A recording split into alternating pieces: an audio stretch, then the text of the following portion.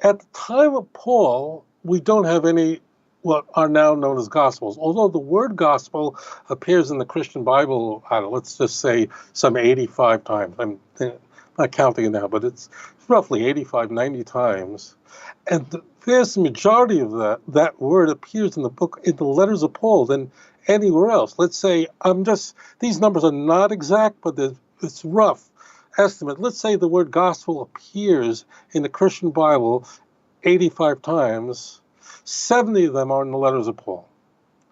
Paul is not referring to what you think of as the Gospels, Matthew, Mark, Luke, and John. They hadn't been written yet. The question is why?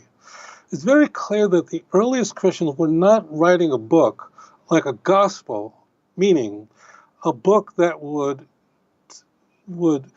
to explain the history of Jesus. That means Mark would begin at the baptism, ministry, purported death, and purported resurrection and message.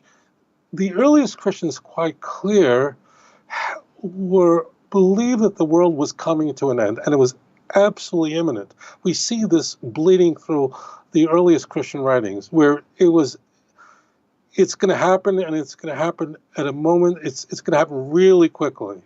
And therefore, why write books? This whole thing is coming to an end. Quickly convert, because the empire is coming down, and the kingdom of God is imminent.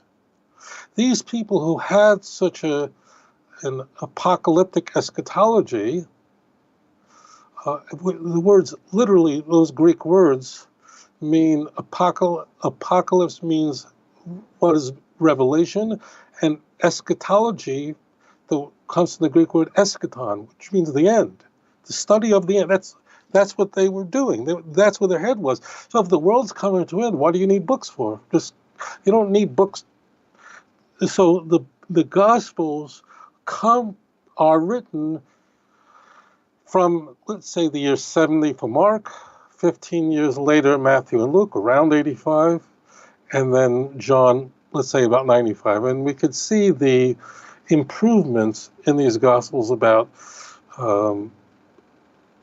Jesus and where his sonship emerges from, and so on and so forth. That's beyond the scope of the question. The purpose of the Gospels is expressed clearly by John. All this was written so that you might believe. The purpose of the Gospels is for people to convert to Christianity. Please don't send me 20 emails why people become Christians are not really Christians, and we don't convert. We're using just conventional language. The reason why the Gospels are written is very clearly to convert different audiences. Now, it's possible that Matthew, the author of the book of Matthew, we don't know who these people are. It's Matthew. While Matthew is called Matthew, the manuscripts, the Greek manuscripts, don't identify the author, but the authorship of the Gospels will be established by the very end of the 2nd century by